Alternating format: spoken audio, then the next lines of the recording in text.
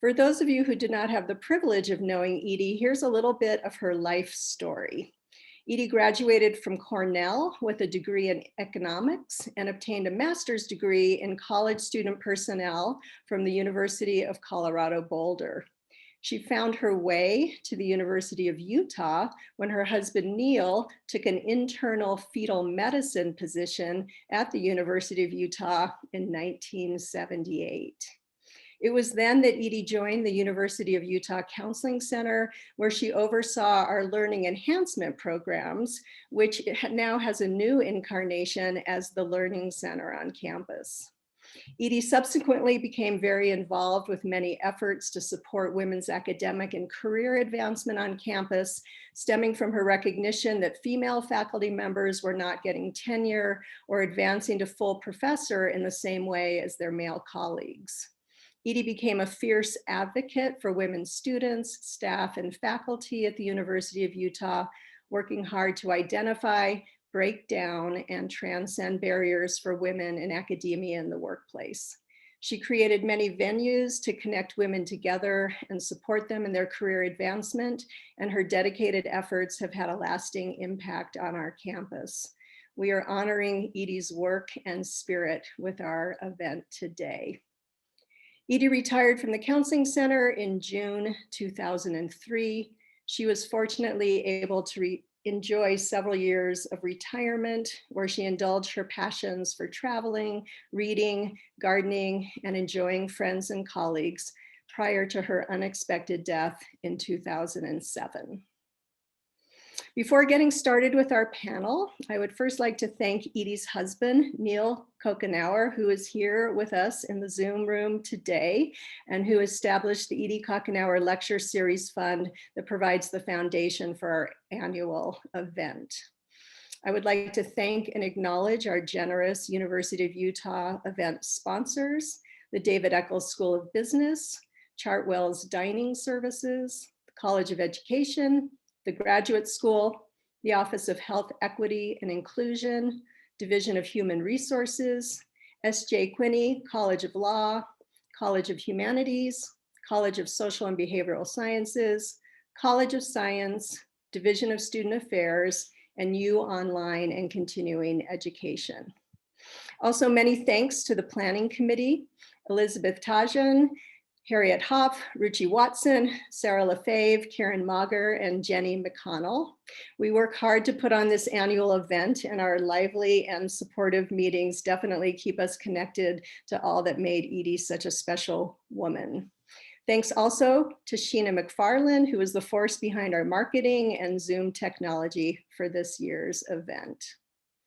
Now it is my great pleasure to introduce Dr. Ruchi Watson, Managing Director of the Goff Strategic Leadership Center in the David Eccles School of Business. Dr. Watson is also a faculty member in the Department of Entrepreneurship and Strategy.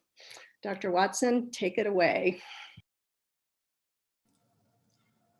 Thank you, Lauren, and thanks everyone for being here for our 2021 Edie Kochenour Memorial Event, Amplifying Voices, Embracing Difference, and Changing the Rules. It's so exciting to see so many people here with us today. Typically, we would do this in person, but by being able to do it via Zoom, we're able to get people from all across the country and even the world, which I think is really exciting. But first, some logistics, speaking of Zoom. There are a couple of ways that you can engage with us today. So hopefully you will see a Q&A button at the bottom of your Zoom or wherever that might be for you. And so I invite you to ask questions throughout our event today. And while we do have several prepared questions, after that, my wonderful colleague, Sarah, will be coordinating so that we can get as many of your questions answered. So please feel free to use that Q&A liberally, both for questions for our panelists or if you have any technical questions or anything along the way. The second way to engage with us is after the panel in about an hour or so. We want to make sure that you can engage with us a little more deeply. So we're going to break you out into small groups if you so choose, so you can continue the conversation with all the what I'm sure will be amazing insights that we will learn today. So with that, I'd like to invite our speakers to turn their videos on. We have 4 amazing panelists with us today. They include Dr. Jessica Preece, Associate Professor in Political Science from BYU, Liz Owens, CEO of YWCA Utah, Mayor Erin Mendenhall from Salt Lake City, and Marlon Lynch, our Chief Safety Officer here at the University of Utah. We're so incredibly excited for them to be with us today, in part because our topic of amplifying voices, we thought it was really important to have a diverse group of voices represented on this panel. So we're really honored to have such a distinguished group here with us.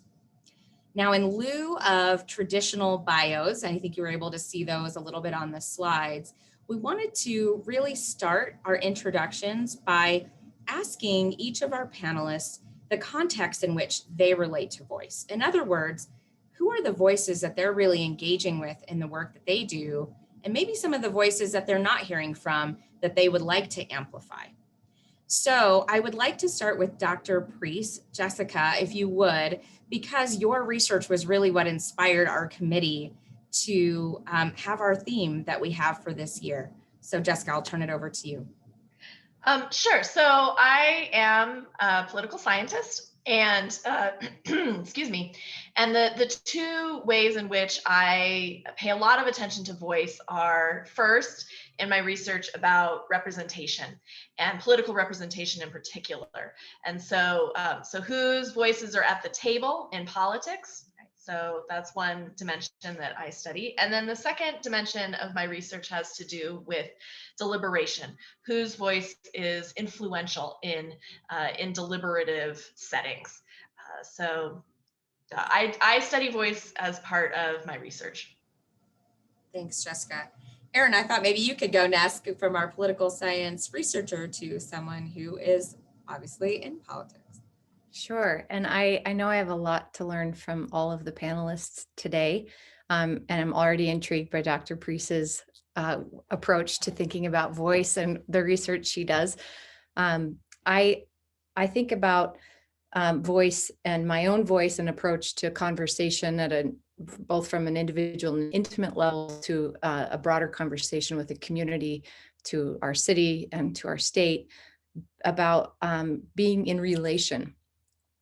And I think in all of those settings, voice goes through a filter of one's relationship or perceived relationship to those who we are speaking to. And within those relationships are positions of power. And I am perpetually aware of the culture in which I grew up in here in Utah, not as a member of the predominant faith, but certainly here in a suburb of Salt Lake City with a lot of cultural influence. And the statistics that Utah faces year after year, either 49th or 50th in the state for women's access to opportunity and opportunities for success, it weighs on me. So as I think about my own voice, my perception of power or inadequacies, especially as a younger woman, trying to find a path into conversations that affect my community, I am always trying to unpack at the same time, what are my preconceived notions, even at a subconscious level, about where my voice fits or doesn't fit. And I think that unpacking is a daily piece of my work at a political level, and just as a mother raising a young daughter too. Thanks, Erin. Liz. Yeah, thank you. I think in my role in particular as CEO of YWCA Utah, our mission is to eliminate racism and empower women. And when I think about our programs and who our stakeholders are, both under our mission and our really varied programs and the ways that we're trying to meet that broad and powerful mission, it not unlike Erin, to me, that's the community and the way in which I think about the decision-making power I have in this role and who and how I make spaces to hear folks who have a stake in our work.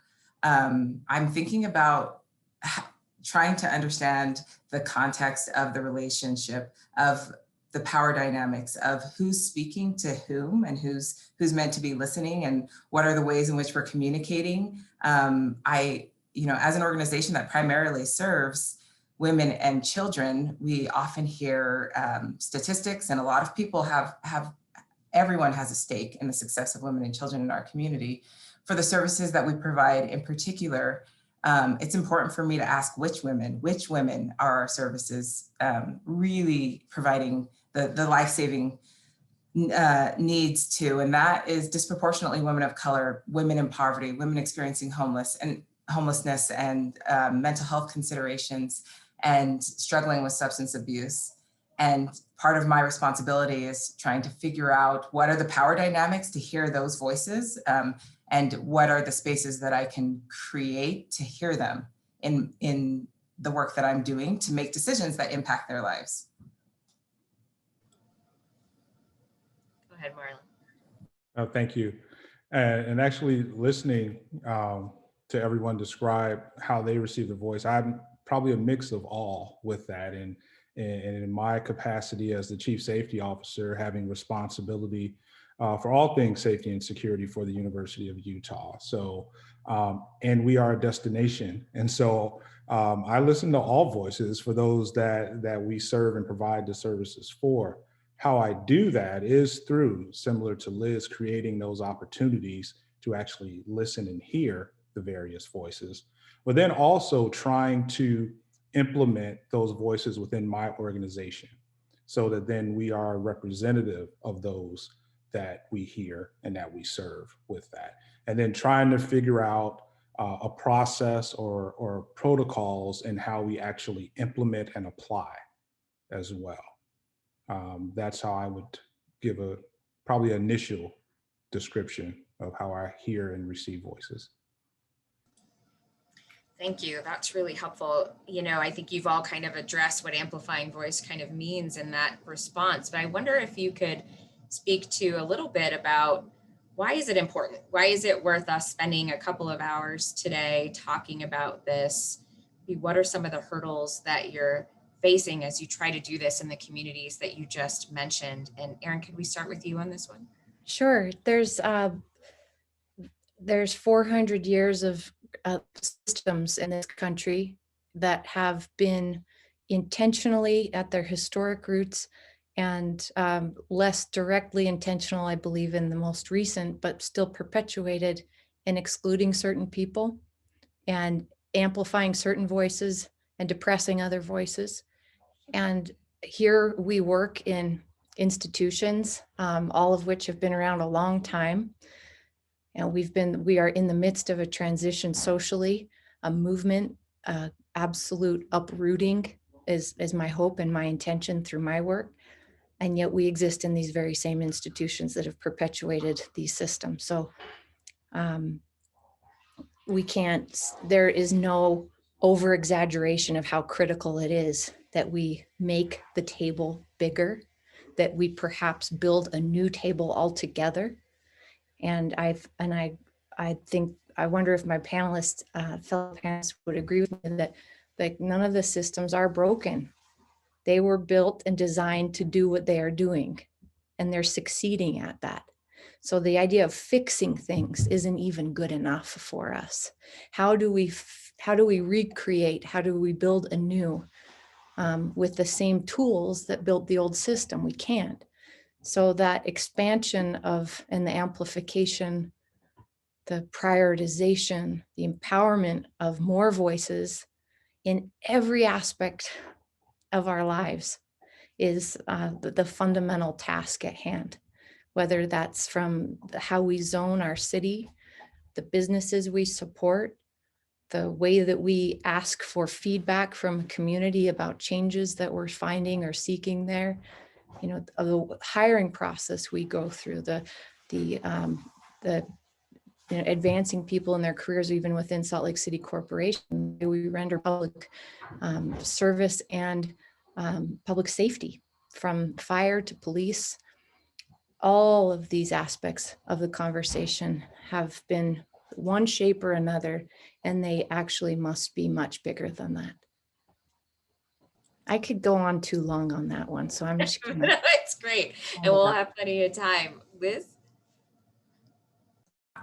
Thank you. I do agree, and I would echo what Erin has shared. I think in some ways, like empowerment, amplifying voices refers to this, like everybody has power. There's an inherent power and voice that everybody has, and it's the systems that we operate in that work to silence those voices or disempower people. And I think as part of at least my role, it is to think about how I can deconstruct and uncover those systems to make more access and start to change the system, as Erin said, even when I'm a part of that system, and also benefit from it.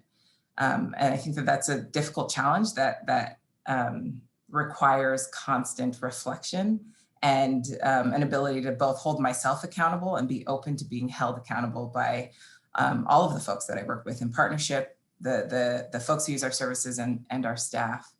And I would just add that one of the challenges that I've been in this role since the start of the pandemic, so about 11 months now, so many changes and so many challenges. And our mission, I think, while always relevant, eliminating racism and empowering women and providing safe resources for domestic violence survivors, has increased salience in this last year, and also increased challenges. And one of those challenges for me in terms of amplifying voices has been creating a shared understanding and an agreement with what that means to amplify voices. I am, and I would love to hear from fellow panelists, but one of the challenges I'm just continuing to work through is that sometimes that I feel like I can hear folks. I feel like I can hear my staffs. I'll try to create spaces and I feel like I'm hearing them and trying to provide some of the background information of perhaps why I'm making a decision or why we're moving in a certain direction.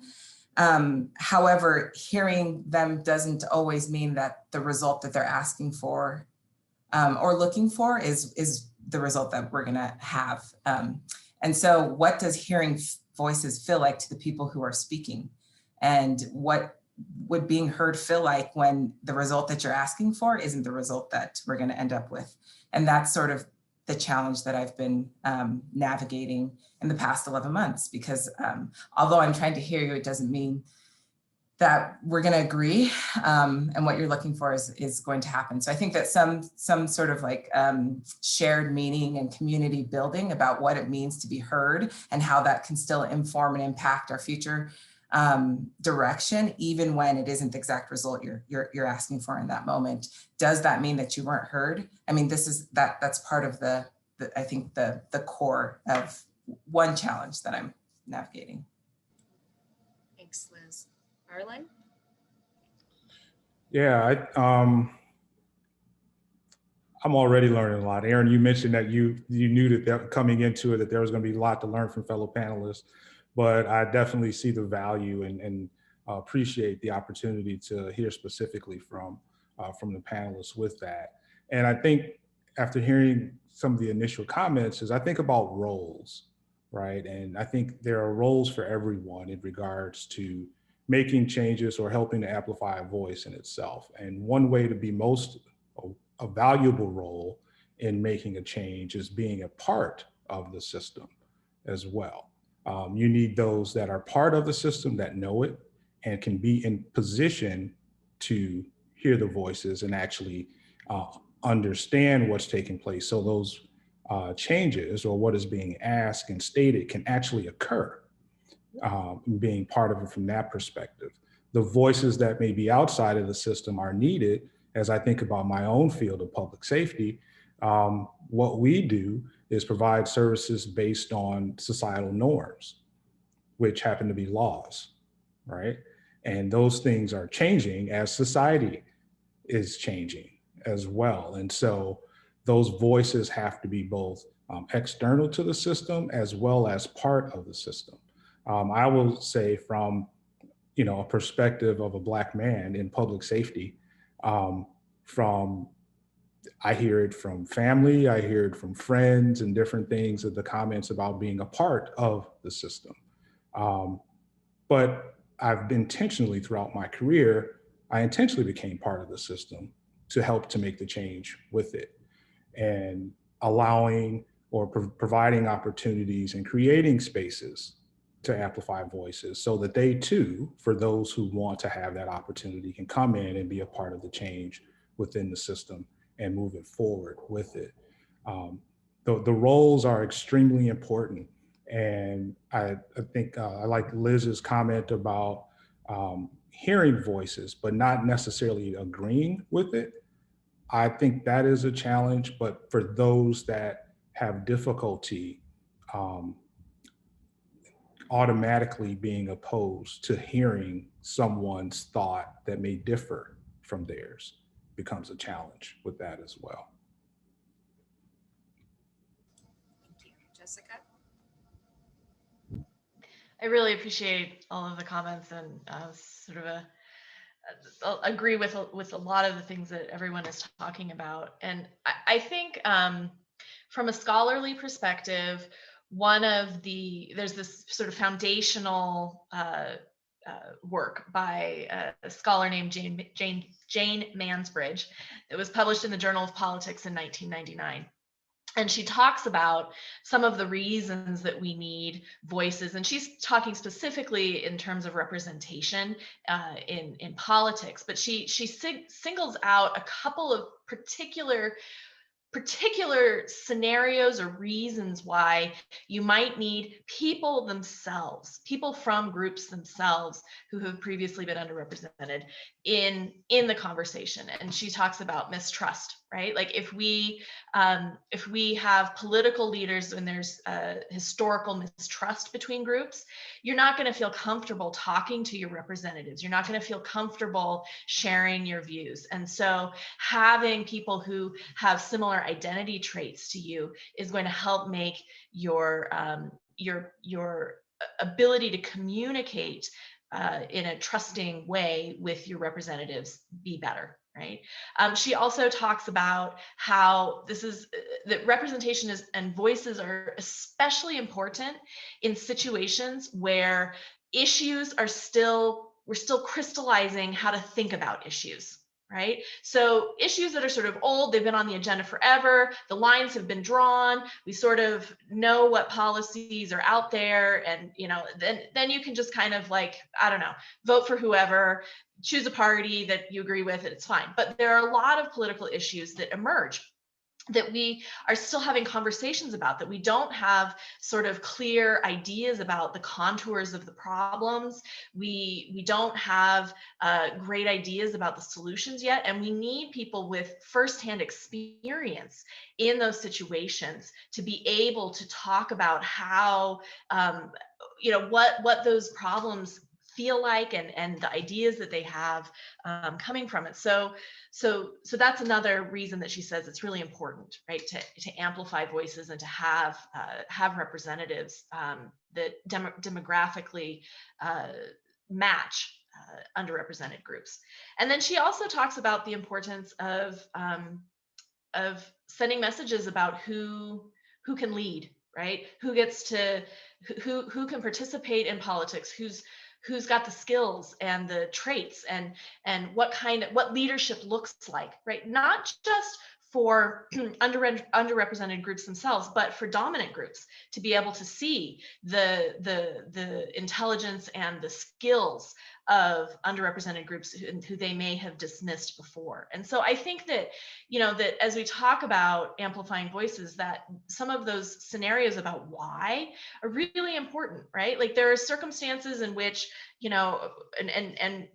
political representatives always have to represent lots of people who don't look like them, right? That's one person can't represent everybody, but having really diverse voices in those kinds of conversations have some really important points. And so that's the first thing that I would say. The second thing that I would just say is that the amplifying voices to me means making sure that we understand that it means not talking on behalf of people, right? And making sure that we are going to the source, right, for wisdom.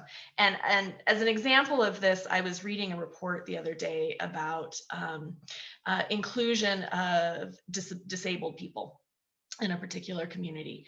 And while lots of what the report was talking about was very helpful, one of the things that it kept doing over and over again is it would say, you know, we interviewed the parents of disabled children to ask them how they felt their children were being included, right? And whether they thought their children were being treated well. And I thought, okay, I mean, that's fine. We can talk to parents of disabled children. That's fine. But what about talking to the disabled children themselves, right? Like, can we make sure that we can include the voices of the people themselves rather than assuming that others can talk on their behalf? So I think that's the other part of the amplifying part is making sure that we are amplifying voices of people who are the most directly impacted by a particular policy. Ruchi, can I chime in one more time on this? Because everything that Liz and Marlon and Dr. Preece have just said brings to mind for me what a tremendous time we're in right now. I studied gender studies at the U a long time ago. As we graduated from undergraduate, my class was imagining that someday maybe gay marriage would be legal in our lifetimes. The snowball of transformative legal change and social change around the LGBTQIA culture in our world, really, but certainly even locally, has been incredible. There's trauma for people of all walks of life that might prevent them from even wanting and trusting the systems that could be amplifying their voice. And I'm glad I'm on a panel with a total agreement. I think that amplification of voices is good, and that's what we're trying to do. But I think what happened, the collective trauma and the individual historic deep trauma that has come to the surface with and since the murder of George Floyd, brought into question, like Marlon said, why should we even trust these systems? Why? And this, I think, a justifiable questioning by many of, why should I even come to your table? Or I don't want you to build a new table for me. I want to build a totally different table over there. And it's been incumbent on every organization that already existed, even down to, judging bodies of restaurants and school organizations and corporations and nonprofits and universities and cities to prove how we intend to work.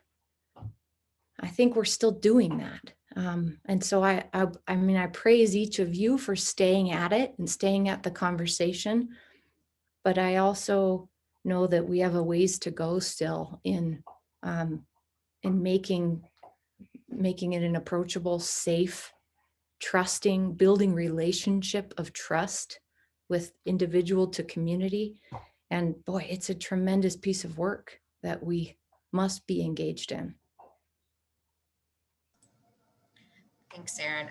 You've all articulated some really big barriers, things like systems that are not broken, but were designed to be this way.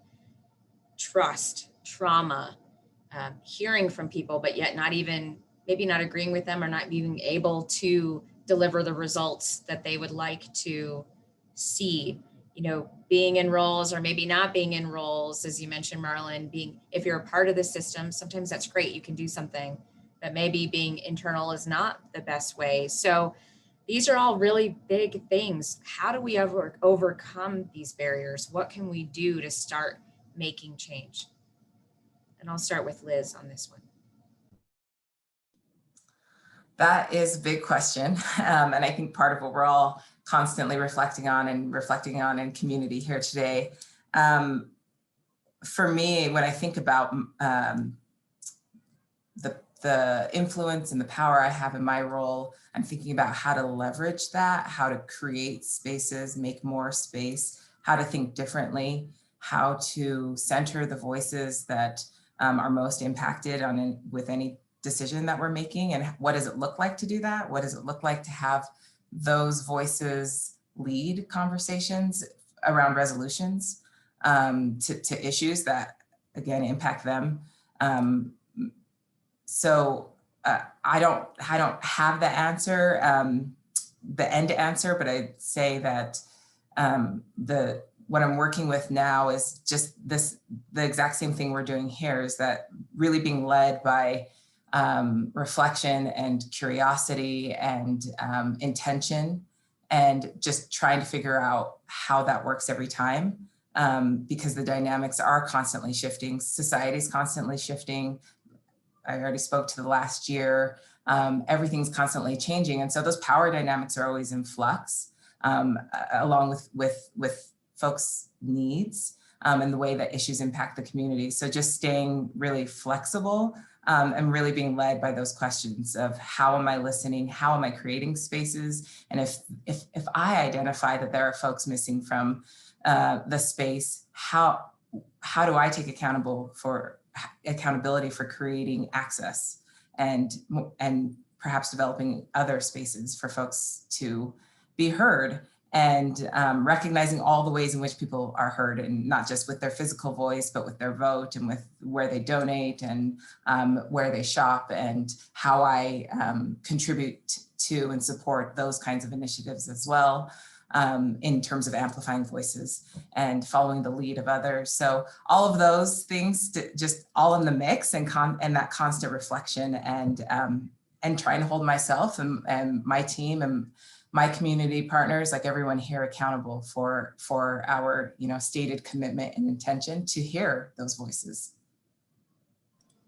Thank you. Marlon? That's very broad, but I guess I'll focus organizationally. I would focus on that. One, definitely creating the opportunities, or the access, I think, is important to the levels of engagement, how we engage with our communities with that. But then also doing something different. My profession and field is pretty sort of traditional in a way that it can look the exact same everywhere. Do it differently.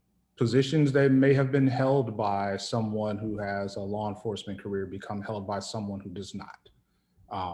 Provide services that traditionally may not be a public safety field, but that you use them on a day-to-day basis.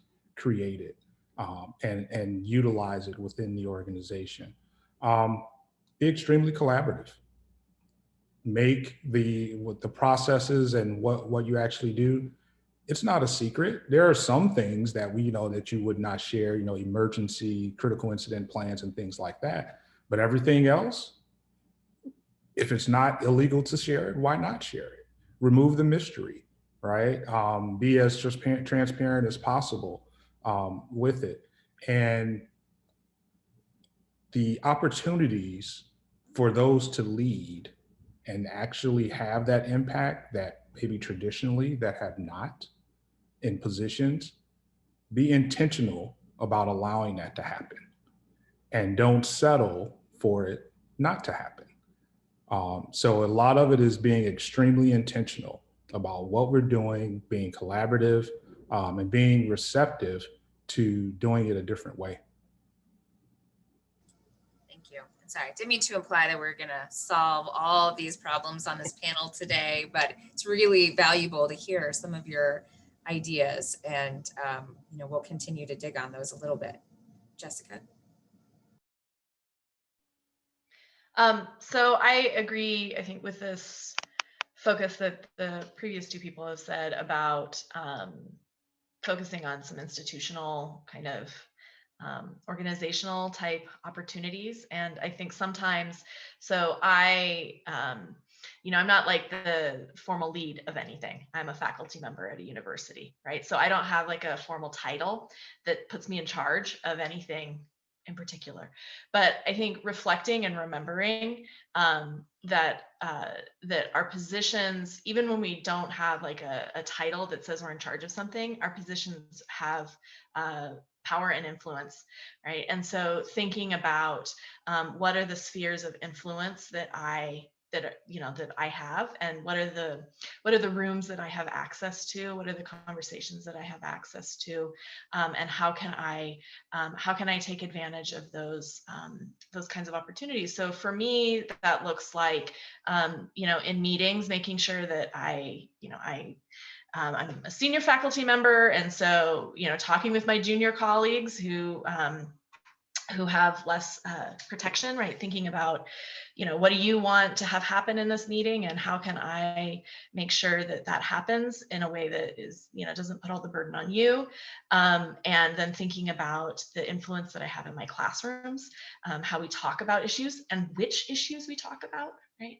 I think is a really important thing. And then in the community, I mean, I think one of the things that I went into academia because it was my profession and it was what I wanted to do.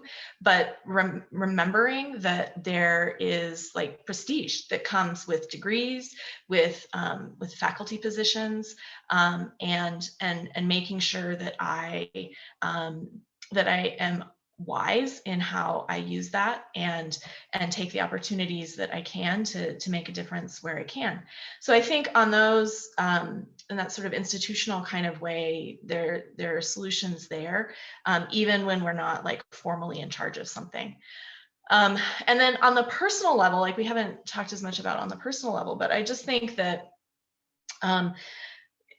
making one of the challenges that we talk about in academia a lot is homophily, right? That we tend to hang out with, we tend to be friends with, we tend to know and get along with people whose backgrounds are very similar to us, and that's not, it's not, people don't usually set out to have life be that way, but that's what happens, right? Our friends, we make friends because we meet them in places where we are, and the places that we are tend to have similar people. And so the sort of social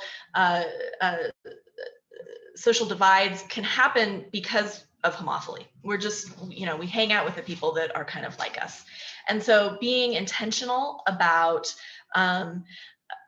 seeking, listening to people outside of the people that we sort of just like initially get along with or initially have a lot in common with. And for me, one of the great blessings of the internet has been social media on this dimension. And in particular, actually Twitter. I think Twitter is really a great opportunity to just listen to people, right? You don't have to know them. You can just follow them and you can just learn, right? See how people are talking about things, and you don't have to reply, right? You can just sort of listen. And I feel like one of the really awesome things about many social media platforms is the ability to listen in on conversations that you normally would not be a part of, right? That people are sharing publicly because they're choosing to do that, but you can just learn. And so I think on a personal level, really being able to sort of expand who we are listening to can help inform what we do then with our institutional power. So those are my thoughts. Thank you. I'll try to be concise about this, because I think it's actually, there's two good tools that I know my fellow panelists are all doing after listening to you and seeing what you do in the communities. But it's for me, it's compassionate and courageous curiosity. The status quo is our biggest problem in almost every regard.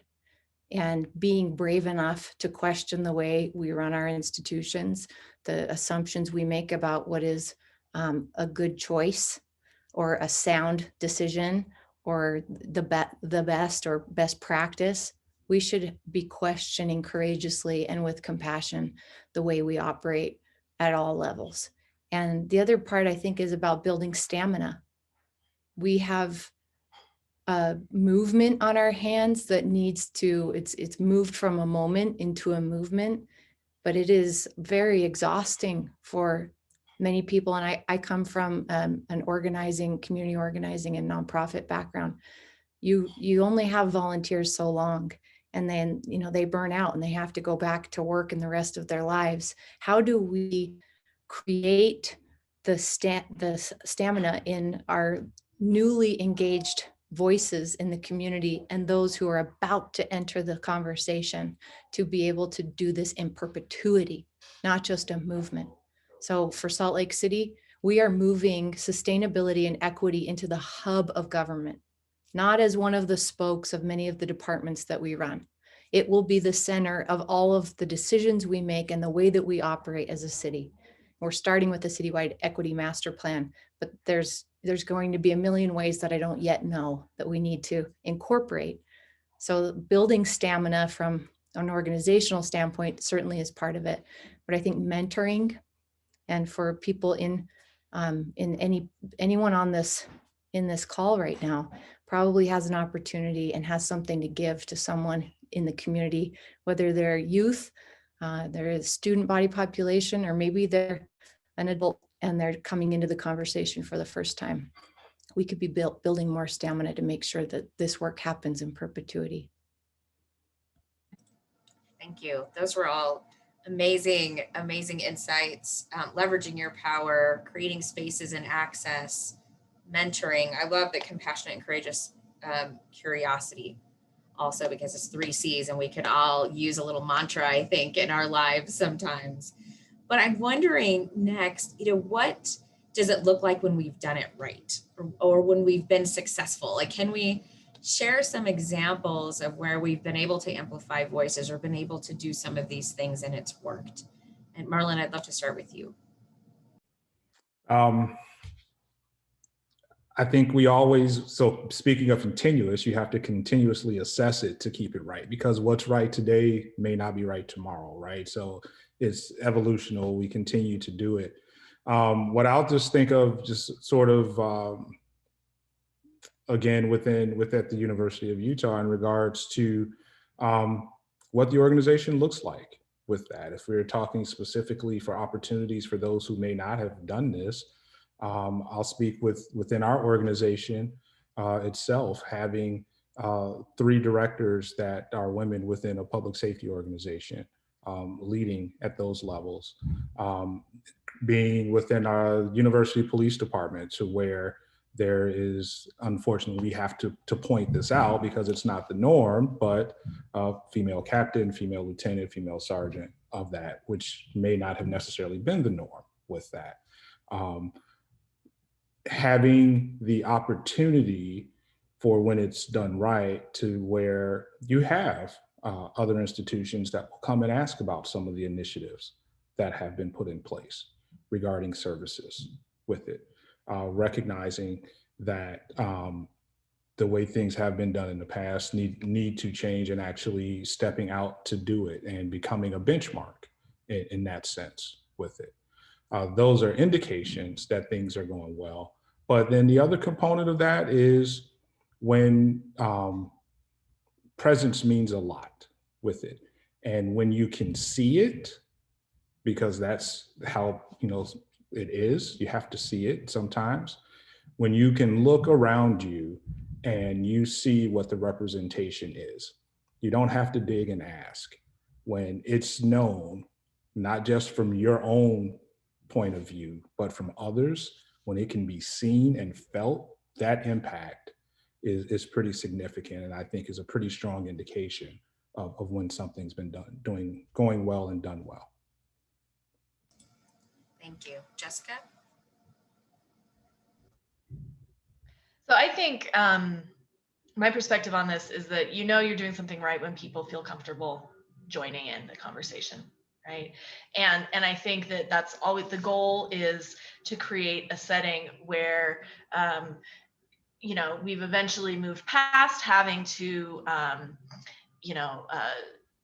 sort of institutionally seek out people, and people start feeling comfortable just joining in, right? And I think that's an example, like when we are at the point where people feel comfortable critiquing, they feel comfortable saying, that's not my experience, or let me share with you something else. I think that that's the goal, right? I think it takes a lot to get there, but I think it's always a good sign when people can feel comfortable saying, whoa, that's not my experience. And people particularly, I think Mayor Mendenhall talked a lot about power dynamics earlier, right? And you know, particularly when people who have historically been disempowered feel comfortable saying, I don't like this, right?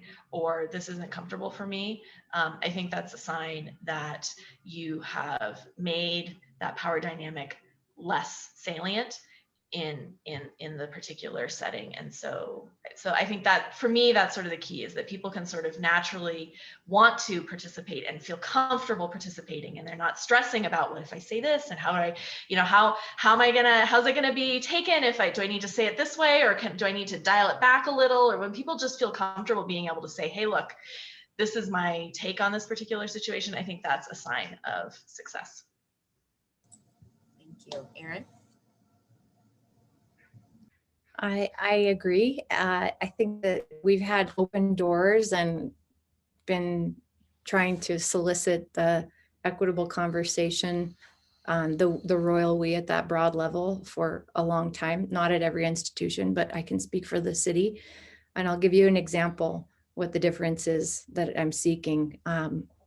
Instead of just having representatives from each council district serve on a planning commission or on a police civilian review board, we need to figure out how to get those boards and commissions out into the communities to pay for childcare for people to be able to participate if they can't find the childcare, to have culturally appropriate and dynamic food even offerings for the people participating in the meetings, to offer translation services. And you know, just opening the doors isn't enough. It was a big, I mean, that was a step that happened. It happened a while ago, and we've been holding doors open, but we can't expect people to get to the door if we haven't built those bridges and paved those roads and paid for the transportation to help move them there. I mean that literally and figuratively. So when we're there, or what it looks like, means that it's that great definition of equity, that one's race, age, gender, economic standing, educational status is in no way a predeterminant about their ability to participate or to be supported. Now, and that's a lot of work, and that's what we have to do right now. That's what we have to do. Thank you. Liz? I think that in some ways, there's a lot of things that my three other panelists have spoke to that really resonated with me, and in a lot of ways, the outcomes that Marlon spoke to, and I think a lot of the process that Dr. Preece and Mayor Mendenhall spoke to, are both two of the things that really matter when we're assessing how something is working. Both what are the processes and how are those flexible and changing and meeting the needs of the people engaged, and also what are the indicators that mean success to us, and that ever ongoing conversation about what success is and what progress is. And something that Dr. Preece said that stuck out to me was that, and I don't recall exactly what it was, but it made me think about how sometimes success and progress, it looks messy, that sometimes the conversations are full of constructive conflict because there are so many voices, and that can feel uncomfortable but safe still, but that it isn't necessarily that we're all sitting around agreeing, that it can actually be full of conflict, and that in itself too is progress and perhaps success in the process. And then of course we've got to look at the outcome and make sure that the process is leading to what we want to see in the end. Thank you. Wow, a lot of really great insights there. I'm gonna change up the format a little bit. We don't need to go through each person. So whoever feels inspired to answer these next few questions, feel free to jump in. And I'd also like to invite our attendees to, again, use that Q&A button I see a couple of questions coming through. So our theme today, part of it in terms of talking about amplifying voices, is we talked about changing the rules. And you've already talked about systems. So that sort of implies that there already are rules in place. And it's been said that those rules don't really look different, or don't look the same for everybody. So for example, maybe there's a rule in place, and if a man, I'm gonna pick on you, Marlon, breaks that rule, it's seen as a growth opportunity or a mistake that you can learn from. And if a woman or person of color breaks that rule, that's it. They only get one chance, and it's an extreme negative impact. So the question really is how do you think about those rules? How do you navigate them yourselves? And how do you give advice to other people on how to navigate the rules that exist in our society? Just a little question. So I'll jump right in on this one. Rules are not the same, and you know, as the father of two teenage Black sons, rules are not the same with that. And you know, and my sons have been exposed to things that I definitely was not to as a growing up and as a teenager and different things like that. And so they spend more time in sort of, when I say mixed crowds, meaning, you know, their friends are white, their friends are Hispanic, their friends are Asian, things like that. I grew up not so much in that sense, but the rules are not the same. And the rules are not the same because I know that I've had conversations and discussions with my sons that my white friends have not had with theirs. In regards to specifically in interacting with law enforcement, specifically with that, just as an example of it. But there are other things as well with that the rules are just not the same. And I'm not quite sure that we'll get to a point where they will ever be the same with that. I'm not pessimistic. I think I'm a little bit more optimistic than some in that regards. But it's knowing them and knowing how to navigate the rules with that, I think, is extremely important with it as well. And having that type of information is extremely important because even that is not, it has not been available to most with it. And so just a slight difference with that. And specifically, we talk about when Mayor Mendenhall mentioned George Floyd and what that did. Those discussions, if were extremely important at that point. And as I had those discussions with my boys at the time, my dad even called me, and my grandfather, I'm fortunate enough to where he is still alive. Hey, have you had your discussion again with the boys with that? And so it's something that the rules, unfortunately, some of them are still the exact same with it. But again, I think knowing how to navigate is extremely important as well. I'll chime in that everybody has a different, way of approaching the world. We have different ways that we navigate conflict and situations where we don't know what to do next, or we don't know the right answer, or we're learning in the moment that what we thought isn't what we really thought. What it is isn't what we thought. And so I can only speak for myself, but I find that I can work with the fluidity of rules, both in wanting to change them in a moment or in the way I work, and in confronting the lack of parity in rules as they exist, from even from a language aspect to the way we dress, to where we show up, to what we have the audacity to say and propose in different situations and circumstances. That if I go about it with love, if I root in my core desire to do the work, if I recenter there, which is that I love people and I love serving. So if I can come back there through whatever that trigger of frustration that I know they just treated me that way because I'm a woman, or they made a deprecating remark about my age, or they questioned something that I know they wouldn't have questioned there. I've got to shift my thinking from being pissed off about it to coming back to my core of love. And if I move through that, then I find a more space to change the rule, or at least to be absolutely confident in where I am in relation to whatever their perception of the rule is. So everybody has a different way of approaching those tricky circumstances. But I think at the end of those conversations, my hope and my perception is that the other side of the conversation may not think of it the same in the next situation.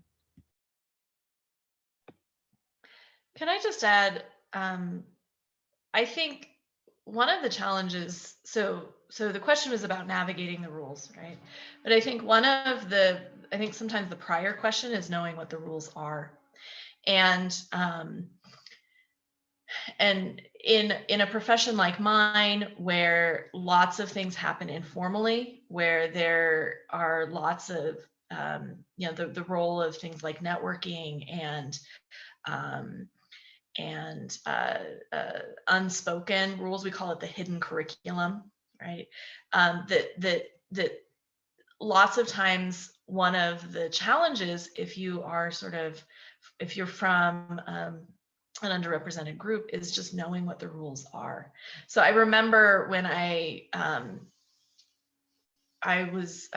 know, I was maybe in my third year or so of my job, and we were supposed to go to conferences to network, right? And so that's like always the advice. Senior faculty will always say, go to the conferences, go network, and you're like, and I wasn't sure what that meant, right? Like, what do you mean?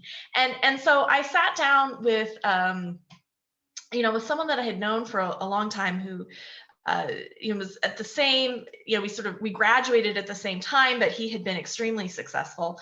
And I just said, tell me what it means to network. Tell me the behaviors. Don't just tell me, what, to network. Tell me what that looks like, because my concern is that I don't know what is allowed and what is not allowed, what's normal and what's not normal, right? And he sat down, and it was an interesting conversation, because for him, he grew up in an academic family. He had sort of he hadn't thought consciously about what the rules of, say, for example, networking are, right? But then when he had to sit down and explain to me, okay, well, did you know that you can reach out to faculty before the conference and say, I'd like to meet with you, right? Could we get lunch? I was like, I didn't know that was allowed. Okay, good to know. Write that down. And these are kind of silly examples, right? They're not the life and death kind of examples that Marlon's talking about, but I think sometimes we even have to zoom back and say, what are the rules? And I have to know them to know whether I'm going to follow them or whether I'm going to break them. Right. And so I guess that's I agree with everything that everyone's saying, but I just want to sort of zoom back a little bit and say, sometimes the challenge is just even knowing what the rules are, rather than having to just learn them through trial and error, which is going to eat up your career, or it's going to eat up whatever political capital you have, or, whatever the resources. And maybe I'll just pick it up from there and would add that once you've identified what the rules are or what a rule is, understanding why that rule, so that you can change it if that's what needs to happen. I mean, as I think everyone spoke to, there are rules that were created to exclude people and to advantage other people. And there are rules that are no longer relevant because our organizations or our society has changed. And yet they've just sort of been ingrained and have become part of the culture, and have moved from a rule written in a handbook somewhere to something that is, again, part of the culture and just unspoken. Everybody just kind of knows it's always happened. It's always gone that way. So identifying what they are, naming them, and then asking ourselves why, and unpacking why. And as Erin spoke to, using the anchor of our values, and here at the why of our mission, of our values, of our purpose, to assess and analyze those rules once they're identified, and then to change them if that's what needs to happen. Thank you. That's really insightful. That unwritten rules and hidden curriculum piece too. Some of them are very consciously unwritten. So you have to make an effort. Someone has to make an effort on your behalf to even know to ask about that. So I think that's really great. We have, surprisingly, we're coming close to the end of our time. So I want to make sure that we can get to some of our audience questions, and they're really thoughtful, so I'm gonna actually read them. So bear with me as I turn this way. Someone writes in and says, I'm a researcher like Dr. Preece. I try to represent voices through my research. A problem with representing voices through research is that we're dependent on the data that we have access to. For research on social science, for example, we're faced with limitation on accessing data to specific groups. For example, immigrants and people of lower income are prone to lack of administrative records and health records due to fear of deportation and lack of money. We cannot represent their voices through research if we don't have their data. And this is probably not just a researcher challenge. My question then, what are your thoughts and ideas on how we can improve on these problems? I'll go first if that's okay.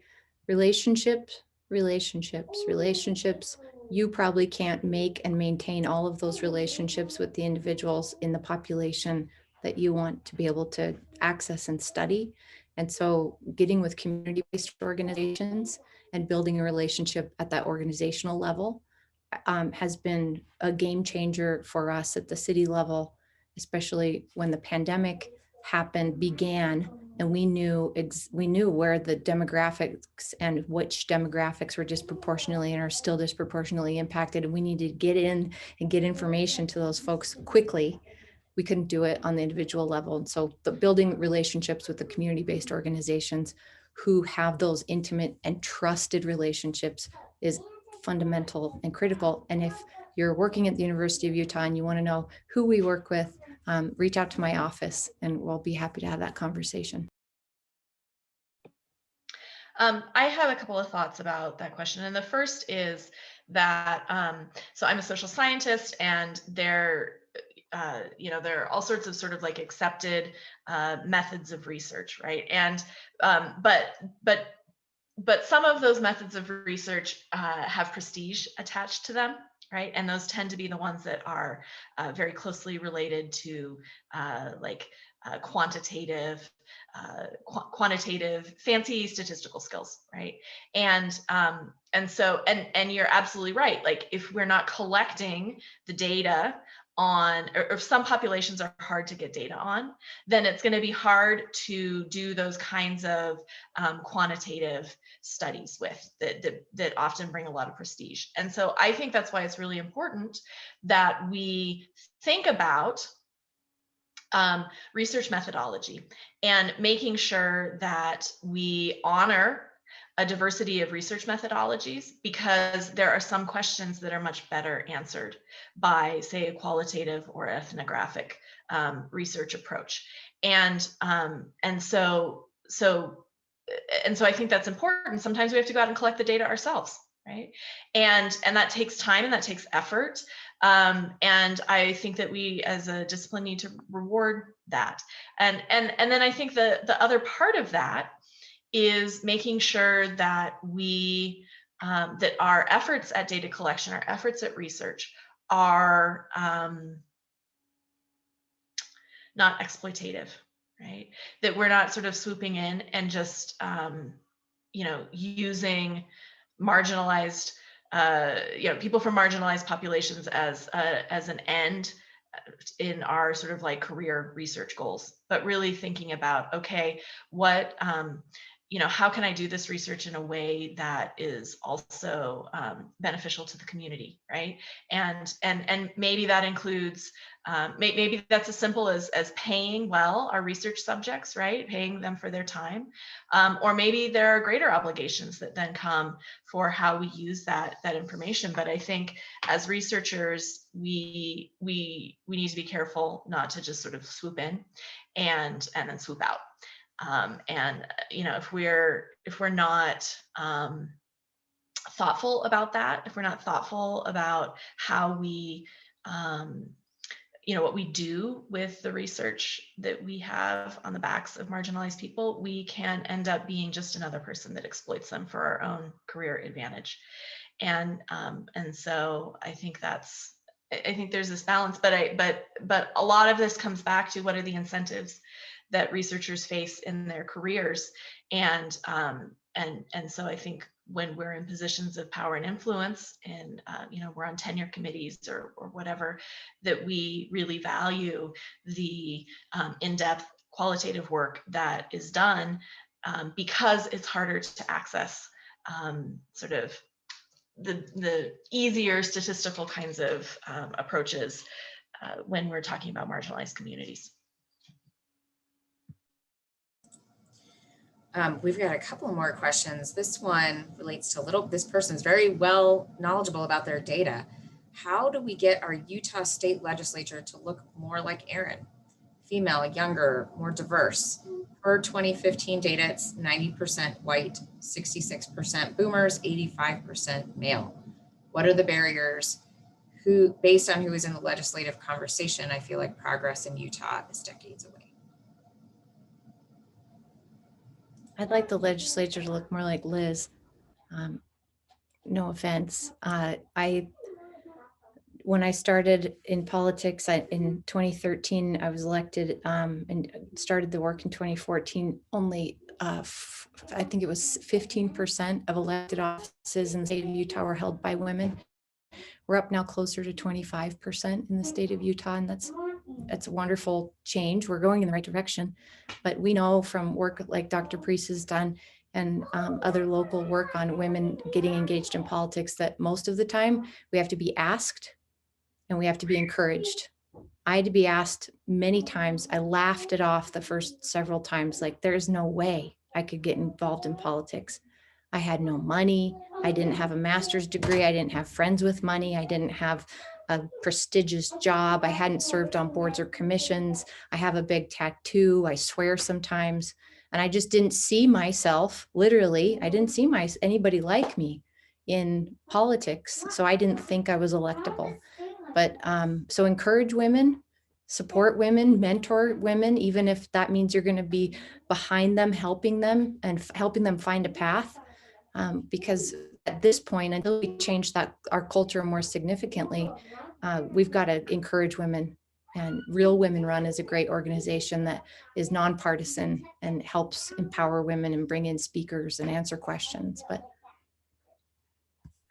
So everything that Erin said is backed by data, right? Recruitment. And what recruitment means is not just asking somebody to run. It's saying, here are X, Y, and Z ways that I'm going to be supportive, right? And I, let me connect you with this person. And hey, I bet if we asked so-and-so, they would be willing to donate, or I'm willing to lick envelopes and stamps. And so really being very, very explicit about how we will be supportive, because otherwise it's just asking someone to take on another task, right? And no one wants, anybody that we want to run for office is already a very busy person, right? And so thinking about how we can help them create a vision of how it would be possible in their life and their life situation to be able to be successful in that. So that's, and then the other thing that I would just say is, most political offices are geographic, right? And so this requires sitting down and thinking about, who is my state legislator? What does my district look like, right? What kind of person might be successful from my district? How can I make even a marginal improvement on the status quo, right? And that requires sitting down and talking with your neighbors, right? And doing that in advance of the election, right? So a year in advance, sitting down and just saying, what are our opportunities here, right? And that kind of local community organization, right, can be done by political parties, right? And in some periods of time and in some places, political parties are sort of like actively keeping track of which seats are going to be open and who's vulnerable, but political parties are often not up for that task these days. They have other goals and other focuses. So really thinking about how can I in my community think really locally, and when we think of politics, sometimes we think of like big national stuff or even at the state level, but local political office is absolutely key. People need to be able to have that kind of experience, and those jobs are important. So I think that recruitment, and supporting people helping them feel like they have a network of support is absolutely essential. I just want to jump in real quick, and I don't want to miss the opportunity to lift up one of our programs that Erin mentioned. Real Women Run is a program at the YWCA that works with a lot of other groups that really seeks to answer this question and get more women elected into both political office, but also on boards and on committees that have decision-making power.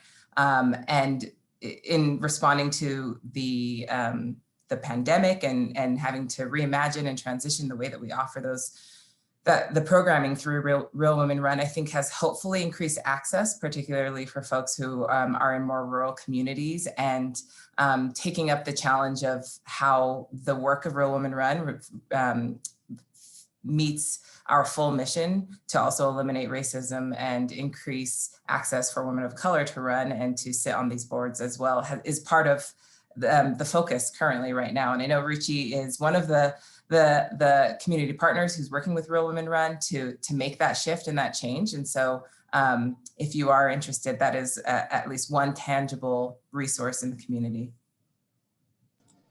I just want to give a third to Real Women Run. I was able to attend some of the trainings several years ago, and it was just everything that you would want. As a scholar who studies representation and how do you get more people to run, it was wonderful. So just want to endorse it. Thank you. Yeah, thanks, Liz. I was going to make a shameless plug. We are so excited here at the Goff Strategic Leadership Center to be co-hosting with our Hinckley Institute of Politics in partnership with Real Women Run, a competition for young people, our college students, to bring us their innovative ideas for how we can get more women and more diverse women running for office in Utah. So take a look at our social media, Goff SLC, pay attention, because we are recruiting right now for young people to bring their ideas together, and we'll be presenting that out at the end of Women's History Month in March, all of the great ideas. So thank you everyone for mentioning that. You know, we're getting close to time, so I'm going to do one more question, but when we do break out, I will put some of the other audience questions in that chat so people are aware of some of the other questions that were brought up. But I'd like to end with this question. Is compromise now a taboo term? There are a number of issues and contexts for which compromise is not and should not be an option, but it sometimes feels like that mindset has carried over into nearly every discussion or debate, and our ability to work to find compromises where appropriate has disappeared. How can we move towards more productive dialogue where we are able, on one hand, to stand on our ground on issues that we cannot compromise, but are also able to pivot into a more open and flexible approach?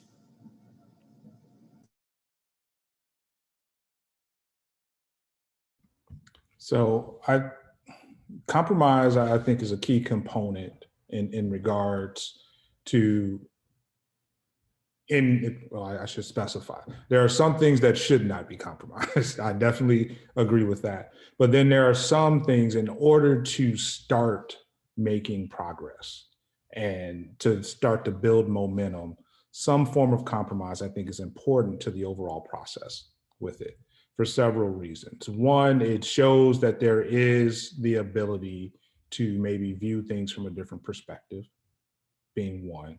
Second is, once that compromise is made, maybe there's some additional things that are learned and there's some insight that is gained from that perspective. So then maybe you can move it a little bit further along the way with it.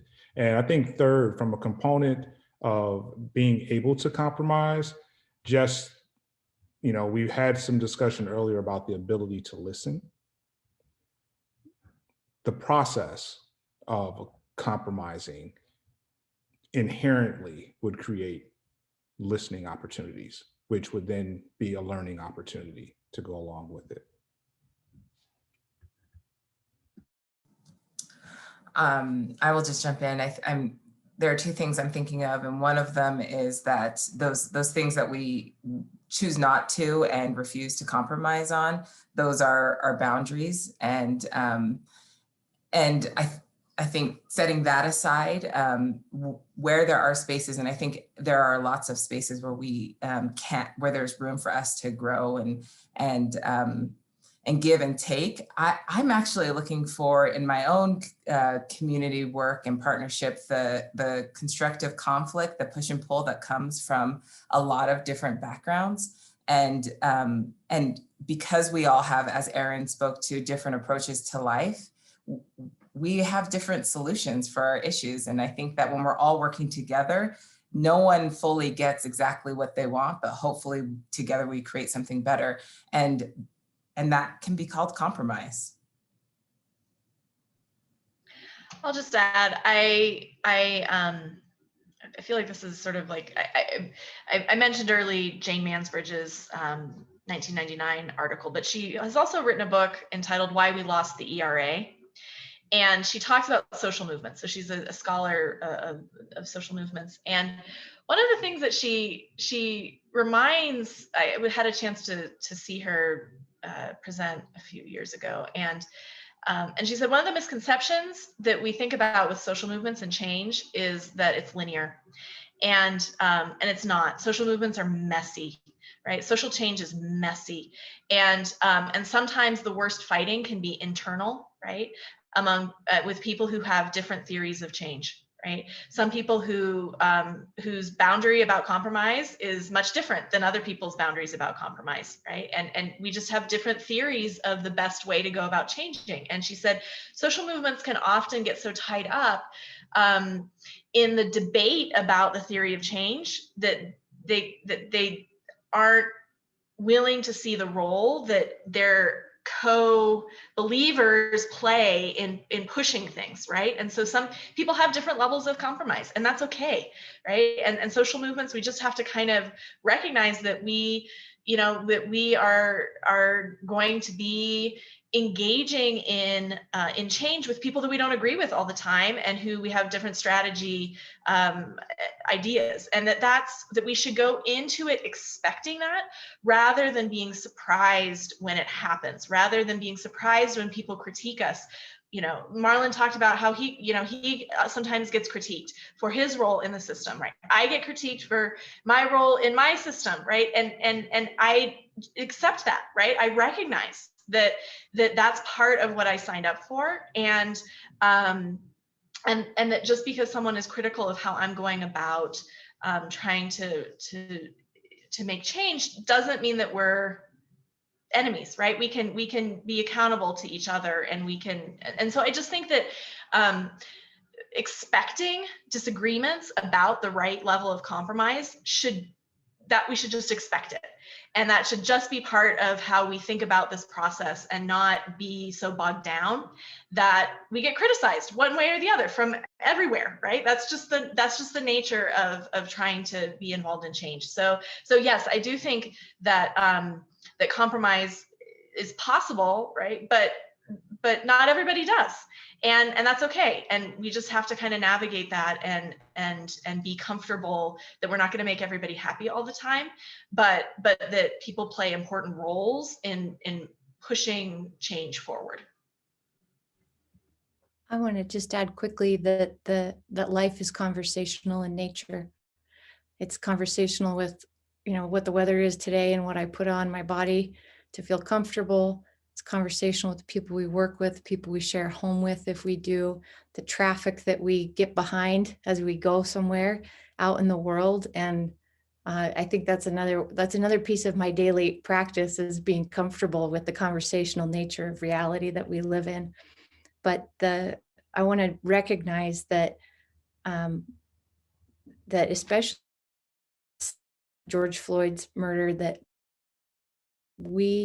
there was a lot of heat. We built sort of, a fire of conversation, and the idea of compromising right away was inappropriate. There's still a lot of listening and learning, recognizing, and probably even a good deal of marinating that people and institutions need to continue doing to change and let it sit on us. So I think rushing to a compromise isn't productive in certain situations. And we are, as a national community, still, we're still around this fire together, and it needs to burn. It doesn't mean we're all going to incinerate inside of it, but letting the conversation evolve. And that's a different timeline for every dialogue that we enter into. Thank you. We are at the end of our time. It's hard to believe it's gone by so fast, and so many fascinating insights from all of you. Thank you so much. I couldn't begin to summarize everything, but I think we've had a wonderful conversation about systems and rules and trust. We've talked about unwritten rules and just making sure we make space and time to know them ourselves and share them with others. We've talked about relationships and a whole lot of C's, and I'm gonna run through the C's: compassionate and courageous curiosity, constructive conflict, compromise, and conversations. All of these things being very important. I know that we all spend a lot of time on the Zoom, so I appreciate all of you panelists for sharing your insights and playing the Brady Bunch with us one more time in your days. Thank you to everyone who's made this possible, to Neil and the committee, Sheena, Sarah, Anne, and everyone. I'm going to turn it over to Lauren, who will share with our attendees how they can continue the conversation for the next 30 minutes in our breakout rooms. But panelists, invite you to join us if you are able, but understand that you all have very busy lives. So thank you again for your time and insights today. Thank you. Yes, let me echo the thanks. And it was an amazingly stimulating discussion. I know Edie is smiling at us as we're engaged in this. And thanks to all of you for being here. So kind of continuing with the spirit of the Edie event, we do want to provide an opportunity for those of you who can stick around for a little bit longer to further engage in the topics that the panel has inspired us to consider today. And it's also a way that we can build in a little bit of that networking opportunity that is such an important part of our annual event. And I think we can all relate. We often come to events like these, we get inspired, feel charged up, we feel that fire, and then we go off to our next thing, back into our lives, the stressors that we're navigating, and we get caught up in the next thing that we have to do. So if you want to take a little bit of moment for pause, we would invite you to join us. We are going to need to change Zoom platforms because we're not able to form breakout groups here.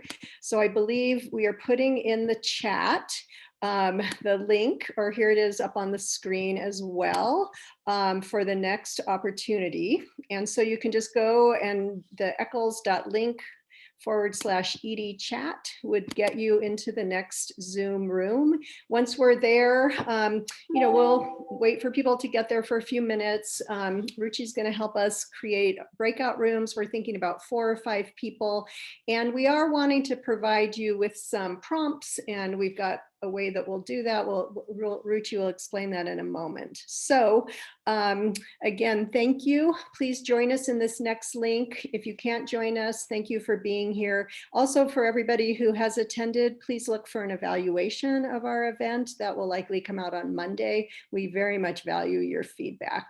So again, please come on in to the next Zoom room, and very much look forward to continuing the conversation.